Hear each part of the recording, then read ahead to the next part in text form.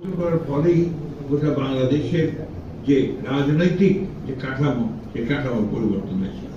তো তাই নয়, একই সঙ্গে তিনি অর্থনীতিতে যে একটা ভ্রান্ত সমাজতান্ত্রিক ধারণা ছিল সেটাকেও তিনি পরিবর্তন করে সেই অর্থনীতি মুক্ত বাজার অর্থনীতি তিনি শুরু করেছিলেন। সেকালে আমরা দেখেছি যে এই বিদেশে শ্রমিকদেরকে পাঠিয়ে এবং দেশে গার্মেন্টস ফ্যাক্টরি শুরু করে তিনি অর্থনীতিতে একটা সত্যিকারের যে জন্মদাতা হয়ে থাকেন বাংলাদেশে, তিনি হচ্ছেন শেখ প্রেসিডেন্ট জিয়াউর রহমান, যিনি যার হাত দিয়ে মৌলিক সংস্কারগুলো শুরু হয়েছিল।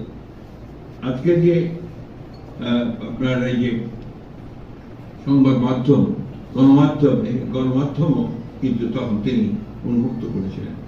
তো তাই নয়, মাত্র 4 বছরের শাসনের মধ্যে তিনি বাংলাদেশে একটা নতুন দর্শন দিয়েছিলেন বাধা সৃষ্টি করবার জন্য।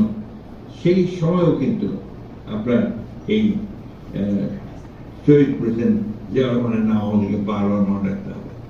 আজকের এই সময়টাই হচ্ছে সবচেয়ে মূল্যবান সময় বলে আমি মনে করি, তাৎপর্য আমি মনে করি। এই জন্যে যে এখন নতুন করে যেটা আমরা হাজার হাজার ছাত্র জনতার রক্তের বিনিময়ে যে নতুন একটা সম্ভাবনার সৃষ্টি হয়েছে, যে গণতন্ত্রকে প্রতিষ্ঠিত করবার এবং সত্যিকার ফ্যাসিবাদ মুক্ত একটি আধুনিক বাংলাদেশকে প্রতিষ্ঠা করবার, সেখানেও আমরা দেখছি যে একটা কালো ছায়া এসে দাঁড়াচ্ছে।